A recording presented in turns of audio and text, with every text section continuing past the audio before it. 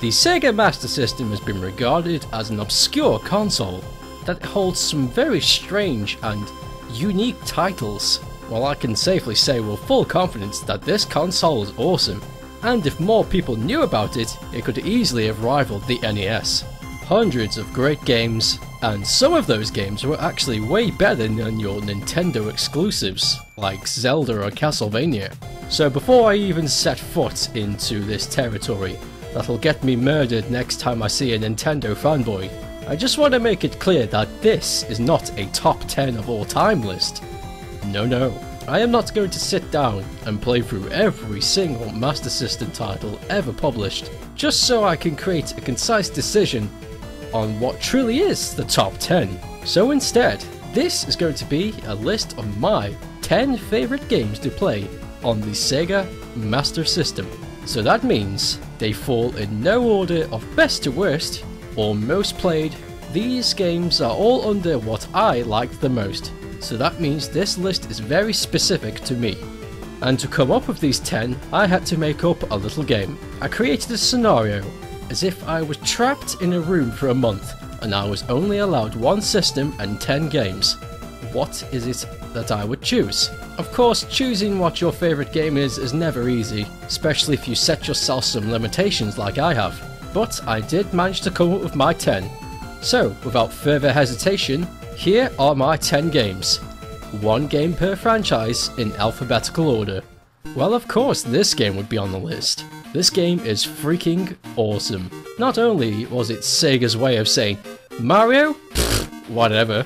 It was full of awesome stuff too, not just a run and jump platformer. It had money collecting, item shopping, hunting, vehicle driving, quest searching, power-ups, and not to mention the hours of trial and error that you will face playing this title. One does not complete Alex Kidd in one night. This is a title you will have to know inside and out if you ever want a chance to even see the last stage. I know games back then didn't care if they were difficult or not, because it's all you had, so you'll keep playing regardless if it's the only game that you had. And games like this did not hold your hands, and I loved that. You either beat it, or you beat it, and that's why Alex Kidd in Miracle World made it on this list. Fantasy Zone 2. Now this is a game that'll make you smile and cry. This game is just so gosh darn happy. The colours are so bright and the music is on the perfect field of calm and bouncy. Not only that, but this game runs on FM sound, which, if you can't tell, was a freaking big deal at the time. And not only was this game a visual improvement to its predecessor, but the stages are designed so much better. This game is still very difficult, however you can see your own errors in this game. Also, you can visit shops to upgrade your ship to make it fly better or get better weapons. But before, if you visited a shop, the shop would vanish, but in this game you can come and go as much as you want. Also, each board wasn't subject to one area. There were warps that took you to different parts of the world. It was needed to explore them all, but my point is, this game didn't get boring. You were never in more than one place at a time and you had plenty to do. And that's why this game makes the list. Lemmings. Now, I prefer this game on the Master System for a bunch of reasons really, but I never really agreed with the versions on the Mega Drive or the SNES. There is just something about the bubbliness of the music in the Lemmings on the 8-bit version that just screams to me that this is a way better version than its more up-to-date brothers and sisters. Also, this game proves that the Lemmings formula was perfect the second it began. It didn't need 16-bit graphics to be enjoyable. It was already a masterpiece. And with the graphical and gameplay mechanics being so simple, there was plenty of room on the cartridge left for great music, and it is perfect. I have to say the Lemmings has some of the best music on the Master System library. Not to mention, this game will have you scratching your head for hours. Some of these puzzles really do take some outside thinking, and because there are a grand total of 120 puzzles to sink your teeth into, you will have plenty of time to get through this game, and that is why this makes the list. Master of Darkness is a special choice for me, because I only knew about this game 2 years ago. I never knew it existed until I was shopping for something new, and when I picked this up and turned this baby on, I was completely blown away.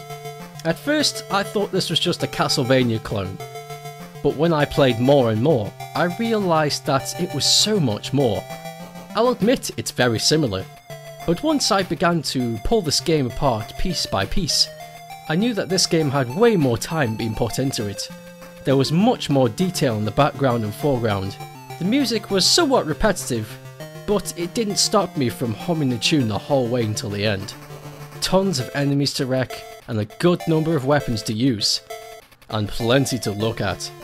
This game also sent me on a bit of a guilt trip, because when I did beat this game, I looked over to my modern game shelf and feeling bad, because despite tons of great games coming out that year, none of them made me feel more alive than this game from the 1980s, and that's why this game makes the list. Ninja Gaiden. Well, what can I say apart from it's a much better version than the NES? This game was also reprogrammed by SEGA, so that means no glitchy bullshit like the NES version. And this game is so fast paced, you'll be hard pressed to keep up with this. And this game does not hold your hand either, so it's either get good or get out. Also, a nice touch that this game presents is in between each stage you get a little cutscene, which were rarely seen at the time. This game is a nice change from the other Ninja Master System games, because other Ninja games for the system are somewhat lacking in the entertainment area. Don't get me wrong, Shinobi was awesome, but it was too slow for my taste. I mean, when I think about a ninja, I imagine flying jump kicks, sword fighting, falling wall jumps, shit like that. And that's why this game makes the list.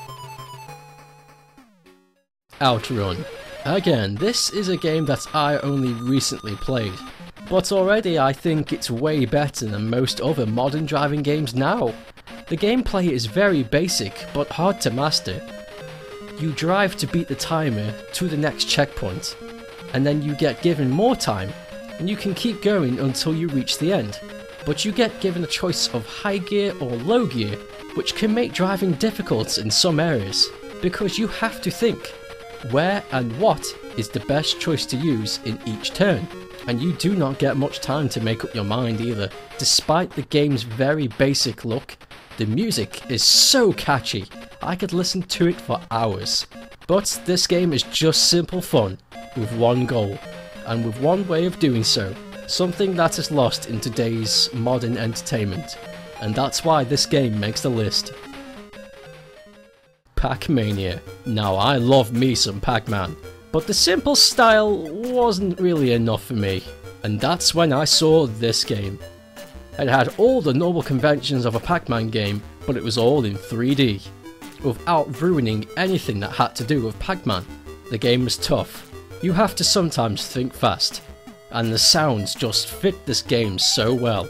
The other versions of Pac-Mania just make the game look cheap, and the colours are so waxy and the music just doesn't fit. With the Master System version, everything seems to just fit so well. It was like it was made for this console. The visuals, the sound effects, the music, hearing classic Pac-Man music on the sound chip of the Master System is fantastic. Also, being able to jump over ghosts changed the gameplay up so much, especially later when the ghosts work out they can jump too, making you think twice and always keeping you on your toes, because let's face it, no one likes those ghosts. Those little bastards. And trust me, there are a lot of them, so you'll be kept busy for hours, and that's why this game makes the list. Psychic World is another game that I wasn't aware of for some time, and the best way I can describe it is, if Metroid and Mega Man were put into a blender, you would get this. You play as a young girl with supernatural abilities, exploring colourful and amazing looking world, shooting up monsters with your powers, and not only that, but as you progress you gain more and more powers later on in your journey. And something I want to mention, when you start in a new area, the loading screen shows you the new main hazard of that area and how to avoid it before you head into the level. That is brilliant. So if you pay attention to the cutscene, you should have no trouble with dealing with the main hazard in the next zone. On top of all that, each stage is always something new, always something to feast your eyes on, and the game's music is pretty good too. Nothing compared to your Mega Mans or Sonics, but I never got tired to listening to those tunes, always making me wonder what the next stage will present, and that's why this game makes the list. Well, at least one of you saw this coming. How can I have a Sega console without a Sonic game in it? And this one, out of the 3 games released for the system, I'd say is the best. The first game was the best. True, the second game was very interesting, but it was a little too out there for me. And Sonic Chaos? Don't even get me started. I don't want to talk about that. This title is just what you'd expect. Colourful stages, happy catchy music, complete with an experience that is very similar to the Mega Drive versions. But there are more differences. For one, the special stages no longer contain a Chaos Emerald.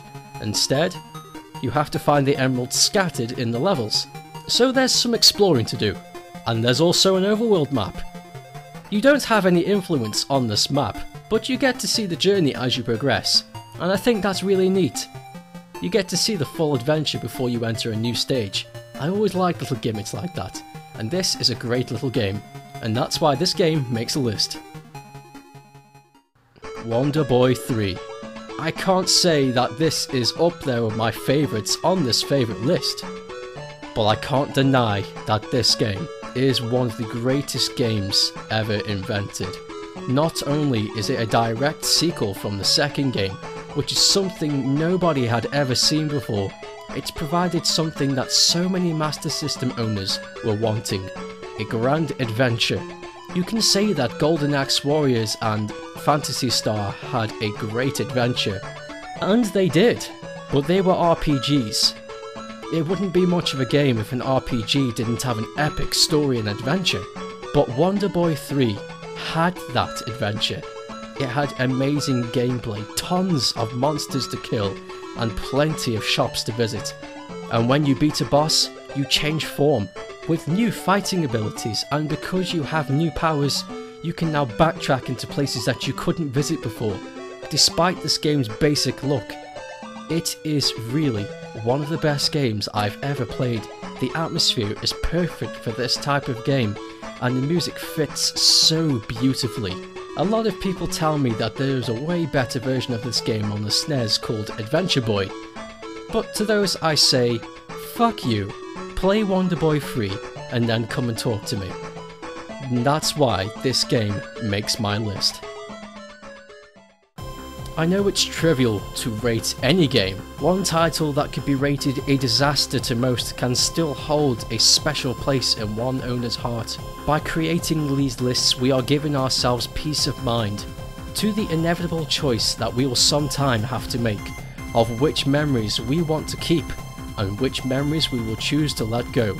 Creating such answers for ourselves prepares us for the unchangeable future, because like it or not, video games will keep evolving, and it's up to us, the older generations, to teach the young what they are missing. Thank you for watching this video, and if you want to see more, click the giant box and that will take you to the previous episode. And as long as I'm here, I'd like to give a shout out to 3 more people: the Sega Nerds, Electronic Heroes, and Thunder Humor. Please check these guys out. Thank you for watching, and I'll see you next time.